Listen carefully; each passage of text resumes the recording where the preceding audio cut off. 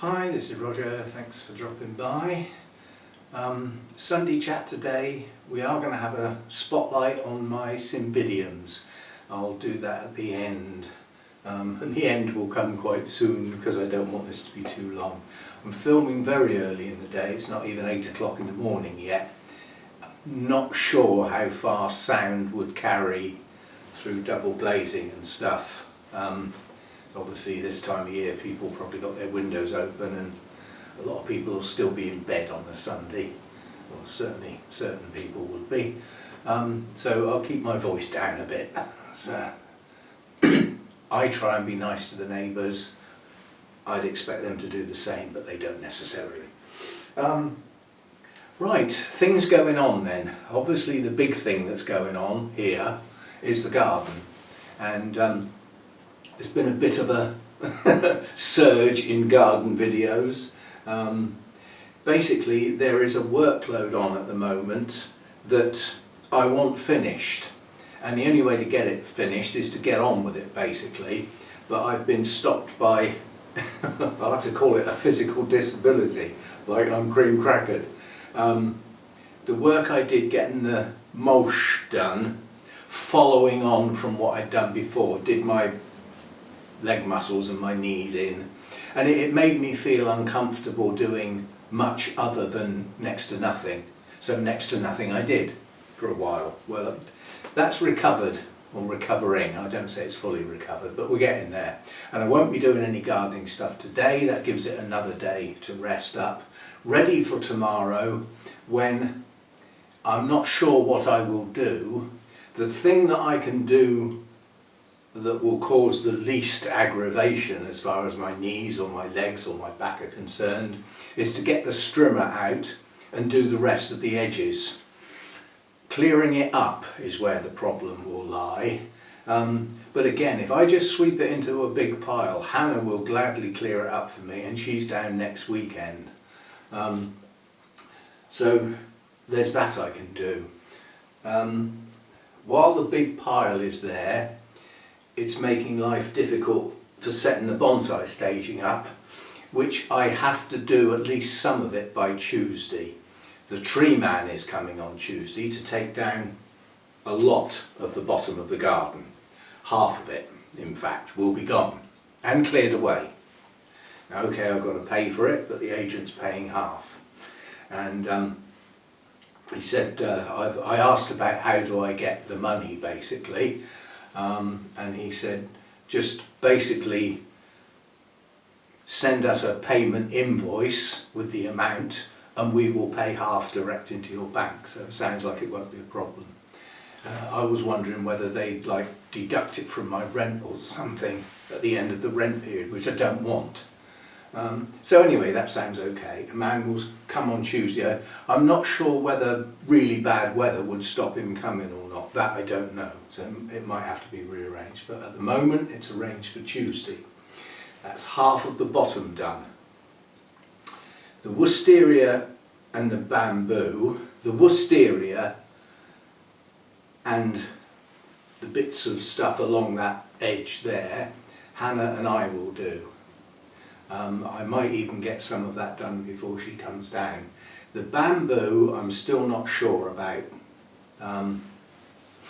So that's a separate thing, and it might get left. It might be the only thing outstanding. But I am aware my next house inspection will be the beginning of September. So that's when somebody comes to have a look at everything again with the old cameras. Lady be around with her gadget. And by then I want everything in the garden done, possibly with the exception of the bamboo, but I want all the rest done. So that's 6 weeks away, you know, there's plenty of time. But I'll have to keep niggling at it. I can't keep leaving it for long periods and then it'll all pile up, so I don't want to do that. But to let the tree man get in there on Tuesday, I've got to move the bonsai staging that's down that part of the garden and the flower tubs that I've set up, you know, for some colour in the garden where the buddleias are and things like that. That's all going to have to be moved. And that means lifting some heavy stuff. Okay, I can twist them and manoeuvre them without physically lifting them off the ground, but that's got to be done. And that staging, the 2-tier staging, is going just here, just outside there, along that edging. And that way I can have some trees just there, and then another lot of staging which is finished, it's ready to go. I just need to be able to put it somewhere. That's going to go along in front of the bit of garden that we've been dealing with. Both of those staging will be viewable from my seat and from the kitchen window when I'm cooking and doing stuff in the kitchen. So it brings the trees in nearer, but the trees that come in nearer in a month's time will be out of the sun. So they need to be the trees that don't mind not getting sun, so things like the maples and stuff like that. Most of the conifers need the sun while they can get it, while we've got it, when we get it. One of those, one of those in there somewhere. Yes, so there's stuff going on out there. Other stuff, Orchid Society stuff, nothing. Nothing now till the autumn shows. The Bournemouth one will be first, and that will be September, end of September. And then our one, Wessex Orchid Society, is in October, I think the second Saturday in October, something like that. And there isn't any orchid stuff prior to then. I might pay a visit to Burnham's, just one of those, you know, spur of the moment things. If I go on a weekday, there won't be many people around, I can film nicely, I can have a leisurely time. I might do that, and I might see if Lynn wants to come for the trip as well. But that's unknown, you know, but that might just break the gap between the middle of July and the end of September. It's a long period to go with no orchid stuff at all. But that's the way it is. I do have a big bonsai show coming up, but I believe that's in September as well. So that's quite a long way away. I don't think there's much else in between as far as events are concerned. Not much going on. Wisley, RHS Wisley, have just opened their new orchid display area in one of their glass houses. It's a walk around thing, you know, with all stuff going over your head and big rocks and things, all planted up with all sorts of plants, in amongst which are orchids. That's the way they work it there. A day out at Wisley for me, I've got a discount card that gets me in for half price, which makes it reasonable, because the full price of getting into one of the RHS gardens is just too much. I'm not paying that amount. It's too much. If you're a member, you go for free. You know, your membership then gets split up against all the visits you do throughout the year, which makes it very, very economical.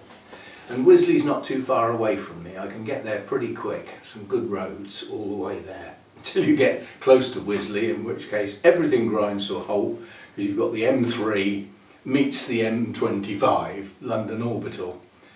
And I think you'd have to go there 2 o'clock in the morning to be able to drive around there without having to stop. There's always queues there, always. Just a bottleneck, it's just too much all at once. But, anyway, that's a possibility, not a definite. Unfortunately, it's a bit late in the year to go out looking for our native orchids. Although there are still some around, the ones that I can get to easily have gone over now, so I might have missed that chance this year. We still might do a field trip, perhaps do a butterfly field trip, but that's very weather dependent. You can go out looking for native orchids in miserable weather. You know, I don't mean wet, but you know, dull, breezy. It doesn't matter, because the orchids don't fly away, do they? Whereas the butterflies, on a dull, breezy day, you'd have a job to find any. They'll be tucked away somewhere in a hedge or a bush. But they're not silly. But there is a place I would love to visit. If I'm going to do it, it needs to be soon, or the reasons for going there will be gone.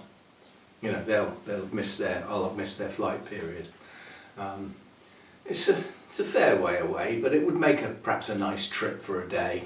But it would need to be very still as far as the air is concerned, and reasonably warm with sunny breaks. If you go on a warm sunny day looking for butterflies, you're going to see them and they'll go whoosh, because they're all fired up because it's nice and warm and sunny. So you need to go on days when there's sunny periods followed by cloudy periods, because in the cloudy periods they will stop flying and they'll settle, and you can film them. You can get quite close because they'll just sit there waiting for the sun to come out. You've got to be able to spot them, mind you. Anyway, so that's some possibilities. In here in the grow room, things going on. We're plodding away at the list of sorting out mounts and repotting stuff, because some stuff's coming off mounts to go in a pot. I don't think there's anything in a pot that's coming off and going on a mount. I'm cutting down on the mounts because through the 2 winters that I've gone through now, the mounts have suffered the worst. And some, well, quite a few are actually missing now, they're gone. And they'll be almost impossible to replace, most of them. So we're coming off the mounts into pots more now. A lot of the dendrobiums have thrown out kikis, and I'm gradually getting little pots of kikis going. I'll show you one pot of kikis. I have to go off camera to get it. I hope I can get it out without knocking stuff over. You're going to laugh at this. This is a pot full of kikis. And they've only just been put in the pot. That's how big they were when they came off the plant. And they all came off of one cane. The one that goes up the back there. That plant is due a repot. And when I repot it in the not too distant future, the cane that these came off of, I'm going to cut off. Because it's half as big again as all the other canes. It's like a rogue cane. And that should have been where the buds were, and we got kikis instead. But that is a pot full of kikis, all off the same plant. It's a giant nobly sort. Is it nobly sort? Yeah, I think so. Forgotten. Anyway, pot full of kikis. Probably go to Carol eventually. So that's that. There's other pots of kikis that look a bit more normal, things like that. Both of those original kikis have got new growths coming. This one over here has got 2, so that's coming on. And there's some others dotted around as well. Yes, so that workload in here, there's not a huge amount left to do, and I will plod away at it as and when I get the chance. But it's work I've decided now. I'm not working out here when it's hot, because to do the work and film I need to turn the fans off, and firstly that makes it even hotter, and it's not doing the plants any good having their airflow shut down when it's warm like that. Also we have mould getting about again. You look along here, you can see it. Is that on camera? Possibly. Well, down here. Yeah? So it's about, and it's going to need a clean, and in theory that ought to be done before the lady comes with the camera. But I wouldn't mind if she came in here and said, this place needs a bit of a clean. And I could then say, well, I'm waiting till the end of the summer period when the humidity's high, so that I only need to do it once. And I'll do it once before we go into winter, so I could make an excuse. It only wants a wipe with a cloth. And I wouldn't do like I did last time when I cleaned the whole thing, all the shelves got taken outside. I would just clean the structure, because that's the bit that's not mine. And quite honestly, it just needs a little bit of fye sand mixed up in a bucket, and just go round with a cloth, wipe it all off. I've done it once, and the building part didn't take long at all. The only problem is the glass, because that could do with cleaning inside and out. I might have to get a window cleaner to go round the whole house outside, because I can't get at a lot of the windows outside. I did get a guy that was going to do the lot, wasn't he? It was a window cleaner that came next door, but next door didn't, I don't know what went wrong, but they haven't had him back, to put it that way. Yes, so there will be, I'm hoping to get Hannah down towards the end of August to help me do those bits and pieces, specially for the house visit, for the house inspection. So it'll be last minute tidy up around the garden, some bits and pieces around the house I could do with a hand with, things that involve bending and, you know, the low down stuff like that. Hannah enjoys helping, so that might be a planned visit towards the end of August. We'll see. What else? We will have new blooms soon. The radiata buds are pushing up now, and so is the Shelog Tolkien. I can see colour over there, so there's one of the Oncidium types. It's got a spike that hasn't pushed clear of the leaves, which is unusual.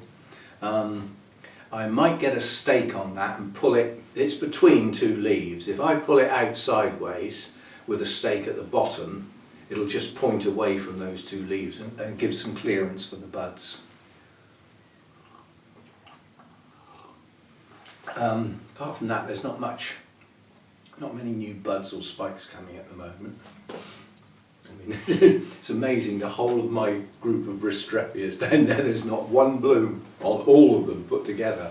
And that's unusual because they bloom on and off, and it's sort of almost perpetual really. Right, so that's what's going on, or not going on, because there isn't a lot at the moment. But I do still have a workload outside that I will plod away at. I'm enjoying doing it, as long as it doesn't get to me, if you see what I mean. What I don't want is pressure to get it finished. And that will happen if I keep leaving long periods with doing nothing. Because suddenly things that I did 3 weeks ago might need a little tweak again. You know, so I just need to plod away at it all the time, and we'll get there. And we'll get the workload in here finished. Obviously the heater's shut down for some considerable time. The dehumidifier doesn't get used, so both of those units are shut down. The oscillating fan I turn on as the temperature rises. So if we get a dull rainy day and the temperature is only like 21, 22, I don't bother turning that one on. And then the fan that's in the corner up there, that's often in videos when I'm repotting and stuff, that gets pulled out onto the end of the table and is on 24/7. I double it up, actually put it up on the high speed if the temperature rises, and then introduce the other one. But the electricity being used out here is nothing like it used to be in the other place. Now okay, that means some orchids are not growing as well as they used to, but lots of others are growing better. So it swings and roundabouts. But the cost of running this through the summer is negligible compared with how it used to be. There used to be a big inlet fan and an extractor fan. The humidifier, Hurricane Hector, that hardly ever comes on now. And 2 big circulating fans. And all of those units on a sunny day in the summer would be on 12 to 14 hours, solid, on the go all the time. That was using an awful lot of electricity through the summer period, so that you're looking at 5, 6, possibly even 7 months of that type of use. And then obviously in the winter the extractor and the inlet were shut down, the circulating fans reduced, but then the heater came in. And for some reason around the other place, the heater needed the humidifier a lot more than it does in here. I don't quite know why that is. Humidity in here, when I get up in the mornings, is usually around between 72 and 75%. And I open the door to the lounge to change the air a bit, so that some air from the house comes in here, which is a much lower humidity. That drops it down in here. And if it's cooled down a bit overnight in here, because we do get cool nights even in the summer, that also lets some heat out of the lounge, where I don't want it this time of year, into here where I could do with it. So I'm getting used to this place in a sort of more orderly fashion, you know, that's in a known sort of way of dealing with it all. So that's good. And I think we'll get on with the Cymbidiums now. Now I'm going to have to break off. Before I do that, I've got to do the thank yous. It's Sunday. I know a lot of other people do their thank yous in every single video, whether you like it or not. That's what they do. I don't work that way. I do a collective thanks to everybody on Sundays. That's how I like it, so you get it once. Normally it's near the beginning, so you can't miss it. Well, you still fast forward, can't you? Or skip, whatever, you know. But I've found if I leave it till the end, quite a lot of people don't make it to the end. And that's not really fair, because I'm saying thank you to people that support the channel that don't necessarily watch to the end of every video, but they still support the channel. So the patrons, the people who've become members of the channel, and people who watch the videos, people who've subscribed, and if you're not subscribed, it would be nice if you did so. While you're there, do the old thumbs up. All these little things help. And the biggest thing now with YouTube, quite honestly, is watching. Is your watch time on the channel counts big now. But as I've said before, you can be watching the channel without watching the channel. Plenty of playlists lurking around, and if your laptop or iPad or whatever tends to just sit there on when you're doing other things, play a playlist. Stick a playlist on, let it run in the background. YouTube don't know you're not sat there watching, and it's the watch time and the continuous use of the channel that YouTube sees as a big deal nowadays. And it's not, apart from that watching when you're not watching, you can't fiddle it. You can't really mess about with views and watch time because it's YouTube controlled. So it's stopped people buying subscribers. You know, you can pay money and get 1,000 subscribers. You know, there's fiddles on the go all the time. You know, nowadays if it can be fiddled, there'll be a scammer and a crook dealing with it. Every opportunity, you know. Don't get a proper job, will you? Whatever. Oh, for goodness sake, you want a proper job. Anyway, so thanks to everybody that supports the channel.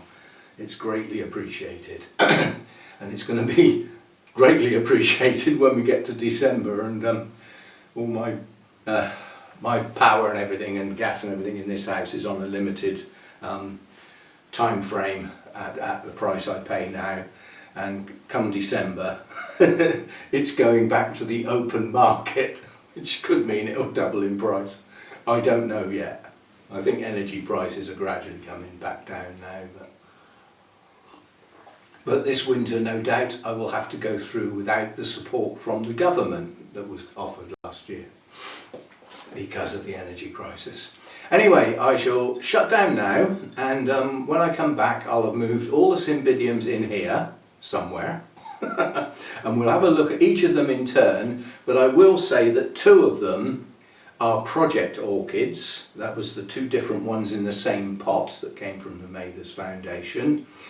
We will look at them today, the same as we'll look at all the others, but those are due in their Project Orchids video this Friday, so they're going to get looked at twice this week. But then there are people that watch the Sunday chat that don't necessarily watch the Project Orchids. I don't really want to remove 2 orchids from today, and that may work the other way around as well, so we'll do both. Right. I'll be back. Okay, I've brought them all in from outside. There was one already in here, I mustn't forget that one because that's not with the others. But it's a trifle worrying having brought them in. Come the end of the year, that lot's got to be got in here somewhere. Where I'm going to put them. Anyway, we'll have a look at them. I'll have to pick them up and put them on the floor as we go, and then they can go straight back outside. Right, and you'll have to bear in mind this is the first time I've looked at them properly since they went out. You know, I mean, I go past them with the hose, you know, when I'm watering the garden sometimes, and that's it. I've put some of my, I've got a slow release pelleted feed for my bonsai trees, because you just put it on the surface sort of thing, and then as it rains or you water, it very slowly releases a very even feed. It's a 5-5-5, Whether there's micronutrients in there or not, I'm not sure. It doesn't specifically say, but it's an organic feed, and it's slow release. So that's the only feed they've been getting through the summer. They're not getting the feed that I use in here. So you could say I'm underfeeding them compared with some others. But let's excuse me, let's see how they're doing. Right, so the first one is the little miniature, and we will try and weed these as we go. It weeds in here. Right, so this one got repotted and it's been slow to respond, but nonetheless it does have a new growth, so it is producing a new growth which will produce a new bulb. Whether that blooms or not, I don't know. This was Cymbidium Showgirl, and it's the one that I got from, it actually came from the Ridlington School project that was at that particular show in Bournemouth. That won't happen again, that was a one-off. But sometime there is an open day at Ridlington, which I forgot in the news and views bit, and I'm pretty certain it's going to take place, because it's always been a bit might be, might not, so, but apparently it is going to take place. I need to find out when that is, so that I don't miss it. So I literally will check that in a minute. I might have already missed it, because it's not something that's going to be well advertised, that's the problem. Anyway, so that's the little miniature. Whether it's developed good roots or not, I don't know. There's nothing coming out the bottom of the pot. But it's been repotted, it's growing outside, and it has a new growth. That's all I can really say about that one. You'll have to put up with me going off camera to put these down and pick them up. Right, what have we got here then? You'll have to look up what these are. Right, this is a Cymbidium hybrid and it's cream. So this is either all or part of the one that was in the pot with Cymbidium copper and became a separate plant, and that was unknown. When I bought Cymbidium copper, I assumed, because it came from the Mathers Foundation, it was one plant. Well, first of all, it was more than one plant, and the other plant was a totally different Cymbidium, an unnamed hybrid that is cream in colour, so totally different, and in the same pot. So this ended up being a single bulb. The plant split when I was repotting, basically. So this has got a strong new growth, pushing on well, still pushing out leaves out of the centre. It's a nice strong plant, even though it's just a back bulb with the new growth, that's all it is. But it's coming on well. It will one day make a good plant, I assume. So I'm just watching bugs on here. There are a few. Well, they're spiders actually, not really bugs. But I don't want them in here. Right, what's this one then? Right, this is Cymbidium copper. This is the one that I actually bought in bloom in the same pot. Now this has got, what's this got? This has got a strong new growth here that is still pushing out leaves from the centre, so it's still growing, it hasn't swollen up to its full size. And over here it's got that. Now that is flat, so if you look at it from that, it's that size, and as I turn it round it becomes thinner. Now there are people out there looking at that will know definitely whether that's a spike or a new growth, and it might be nice if you told me, because I'm still not much good at that. You have to bear in mind Cymbidiums are new for me. I'm not the world's leading expert in growing Cymbidiums because I've only started growing them very recently. At the beginning of last year I went to the Mathers Foundation and bought this, which had another one in the pot. I already had one, the one that I look after for Hannah, and that made it 2, which became 3, and since then I've added a few more. So this is a very recent thing, growing Cymbidiums. I'm not keen on them because of their size. If I see more miniatures I will grab them. that's the sort of thing I would do a 1, 2, 3 charge, and anybody stood in the way is not going to make it, basically, because they're so difficult to get hold of, the real miniatures, like that showgirl. So anyway, that's doing something out of one of the old bulbs. And I've just noticed it's doing it again. There. So whatever this is, there's 2 of them. No, they could be spikes. That would be nice if they are spikes. So we'll have a maturing new growth and possibly 2 spikes on there. Right, now we're getting on to the bigger stuff. It's also heavier as a consequence. Right, so this is Cymbidium Jamie Red. So this came from the Mathers Foundation at my last visit, but it's not one of their plants.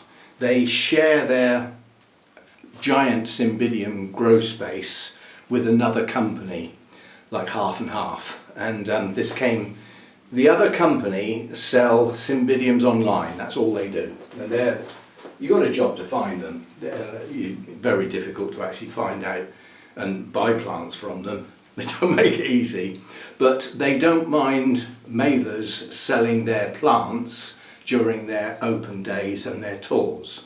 So that's where this came from.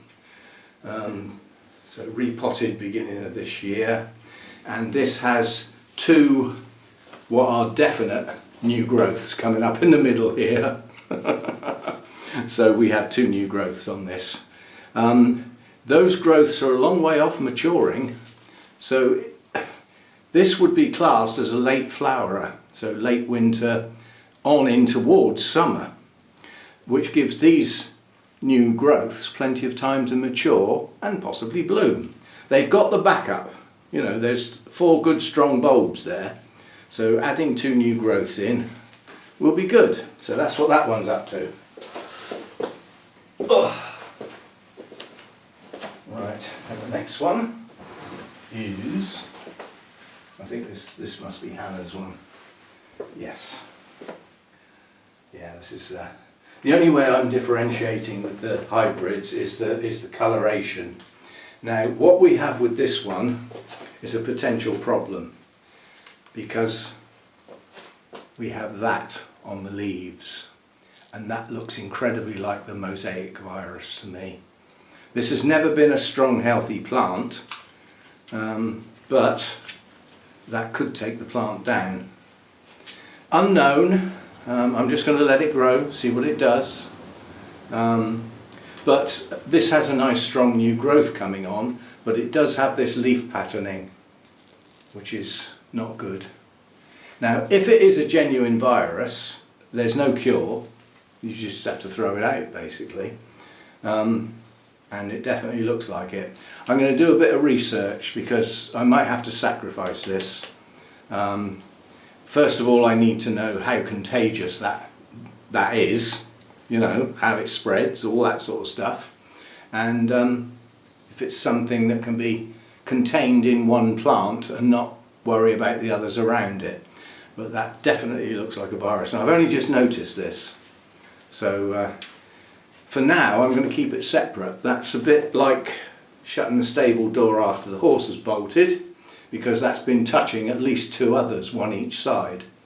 So if it's spread easily by leaves touching, then the other 2 have probably already caught it and may have even passed it on. But I will look up everything about that and find out if that is what it is and what I should do about it, which is probably, unfortunately, bin the plant. Never mind.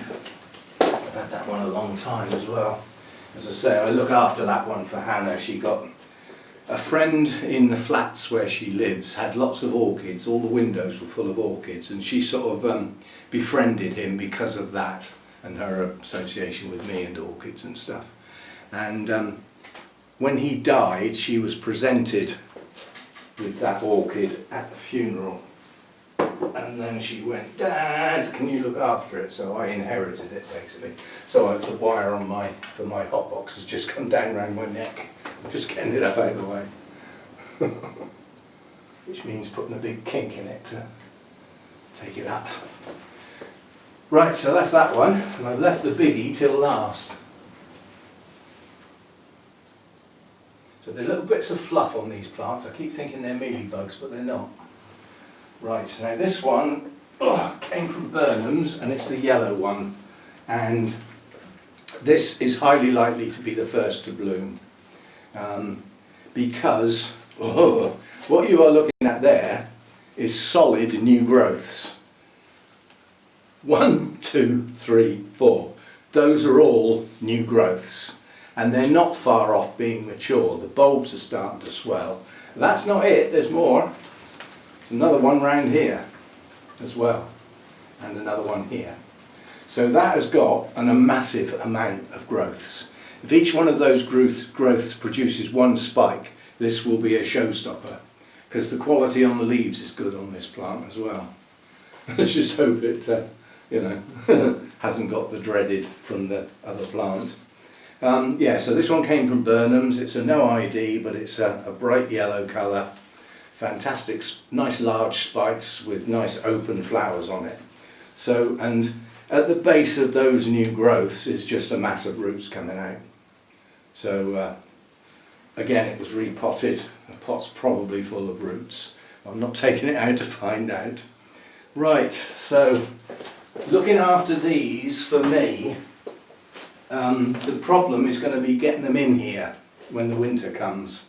You know, once we start heading towards, we want the colder evenings so that the ones that are midwinter bloomers, midwinter into very early spring, they should have matured their bulbs as we go in towards the shorter days and the cooler nights, at which point the spikes will be generated inside the bulbs as a consequence of the drop in temperatures at night.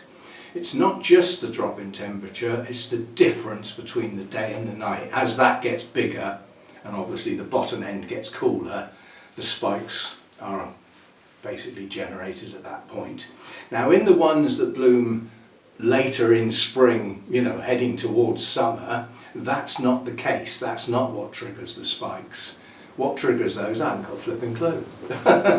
Might be just the short days, I don't know. But in this country they wouldn't be outside at the point where their spikes are being generated, because we'd be into frosts and things, so they wouldn't be outside, they'd be back in by then. Perhaps they're just kept in much cooler greenhouses for people who keep those sort, I don't know. Yeah, so they get thrown outside for a good 4 or 5 months of the year, at which point their care is negligible. The only thing they're not getting is any sun at the moment. Now we get back to finishing this bit of the garden off, because when I get that 2-tier staging there, the Cymbidiums are going to go on the lower shelf. Now the top shelf will have bonsai trees on it, may have a couple of the flowering pots as well, but it should be a nice show out of this window, that's my plan. The Cymbidiums go on the bottom shelf, which means through the slats on the top shelf and in from the side, they will get some late afternoon sun. So they will start getting a bit of sun on them, and that will help ripen them, the bulbs and everything. Early morning and late afternoon sun is fine for Cymbidiums outside, and most of that light will be coming through a slatted top as the sun moves across it. So no one part of the plant will be in the sun that long. You know, the shadows will move across the plants. So they'll get some sun, and then they'll get that part of the plant will go out of the sun and then come back in when we get some sun. So, you know, they won't be in the sun every day, all day. That's a bit too much, but we will give them that extra light. And I thought this would happen. I've nearly forgotten the other one. It's the only one that's still in bloom. And this is my most recent purchase. So this again came from Burnham's, and it has got a flower on it, and this is Cymbidium tiger tail. Now this is worrying, because if you look at the leaves, hopefully you can see it, but they've got white spots on them. I think it's paint. I doubt if it's a spray. I think it's paint. I think somebody must have been painting near it, you know, with a roller, and they spit. So anyway, that's that. And that's the last bloom. That'll be gone soon because the one next to it went very early. Yeah, I've checked these white spots. They're not living. They are just specks of something. I've had the magnifying glass on them. But this is going mad, this one. In the middle of the plant here are 2 new growths.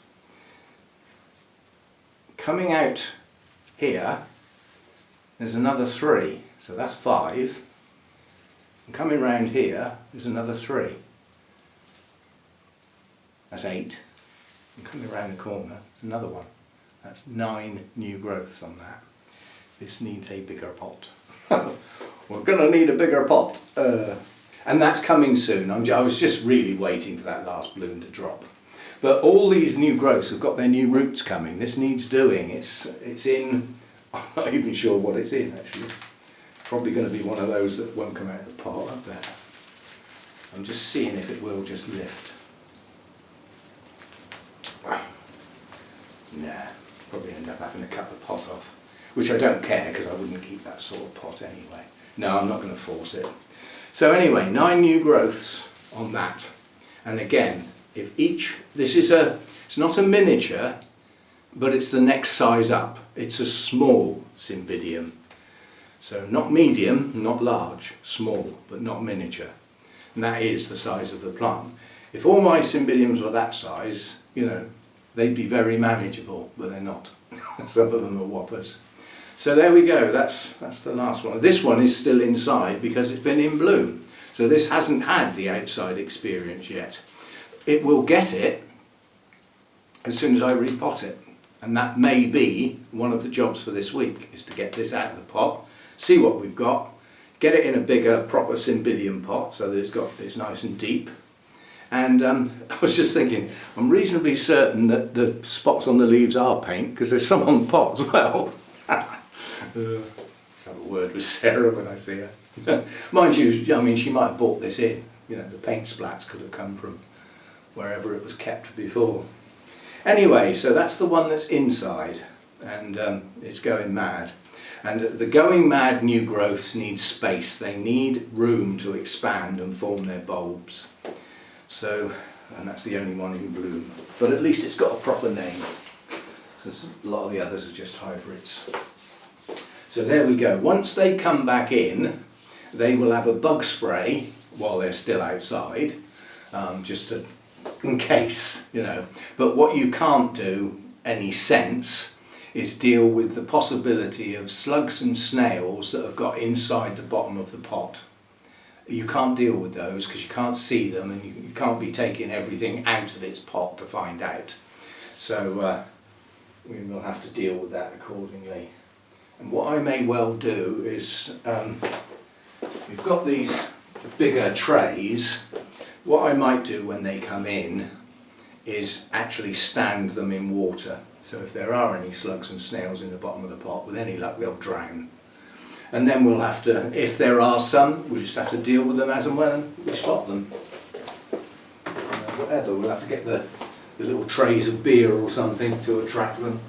Or the slices of apple or cucumber lying around, and then deal with them in the morning. But there are ways of dealing with what will be a low number, basically. And in this garden, unlike the previous garden, I don't see slugs and snails.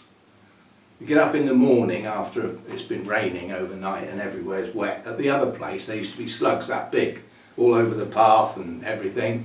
Snails everywhere. They're not here. Now why, I don't know. Maybe the birds deal with most of them. But they're not here in numbers enough to worry about. So there might not even be any. We shall see.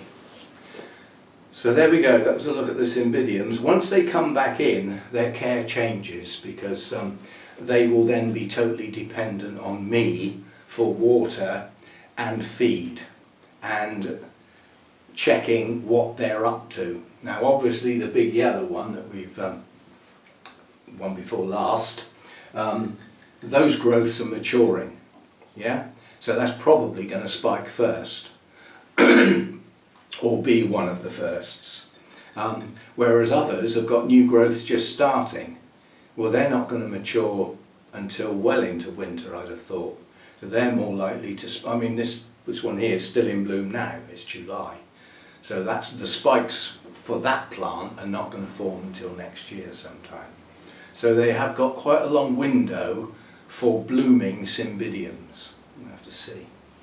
Right, so I've got to go and do some research now because of that spottiness on that plant. It's funny, from a distance, you've got a job. I've got a job to see it from here. It's only when I picked it up and got that close to it that I could actually see it to any extent. So we shall see. Hopefully not, but I won't know till I go and look it up, will I? So there we go then. Thanks for stopping by and all that sort of stuff. Let's just have a look, see how long this video is. Oh, of course I can't, can I? Because it's in two halves. The time on the camera is for the last bit, the bit of looking at the Cymbidiums. Hopefully not too long anyway. But I filmed it early for two reasons. It's cooler, it's quiet, and I can get out of here before it gets warm, do the processing, get the posting done before the men's tennis final at Wimbledon, which I want to watch. And there's a double whammy there, because I have noticed with events like Wimbledon, at peak times when the important matches are on, the internet starts to grind. Seriously. So I'd like to get these videos posted while the internet's still running at full speed, because it will slow down. If you think how many extra people will be streaming that, I will, because my TV reception's not brilliant and I want to watch it properly. So I'll be using iPlayer, which is an app which comes in through the internet into the TV. So I'll be using the internet to watch it. So, yeah. And so will lots and lots and lots and lots of other people, all at the same time. So, you do get peak times when the internet grinds a bit. So, anyway, thanks for dropping by. As I said, it's not a huge care guide for Cymbidiums because I haven't been growing them long enough to know the intricate details, but outside for the summer months, leave them as long as you dare, but don't get them caught in frosty periods or buried under 2 foot of snow or anything silly like that. And the maturing bulbs, for those that bloom in the winter, start producing their spikes when those cooler nights set in. So having them outside for that period is great, but not leaving them out so long. If you suddenly get an early frost, bring them in. You might be able to put them back out again for another couple of weeks, but don't let them get frosted. They might be okay, but why take the risk, And then the indoor care through the winter is just, watering and feeding and giving reasonable light. And these will get whatever the temperature is in here. I'm not making any special adjustments for them, apart from the fact, where the hell are they going to go?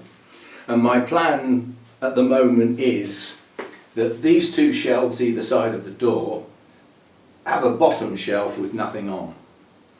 And to gain an extra 2 inches height, I'm going to take the grill off of the 2 bottom shelves so that the plants in their trays actually sit on the floor. And then the tops of their leaves, in some cases, will possibly touch the rack above, but not much. And that should give them the space and the light they need. That's the plan. What I have. Anyway, see you next time. Thanks for dropping by.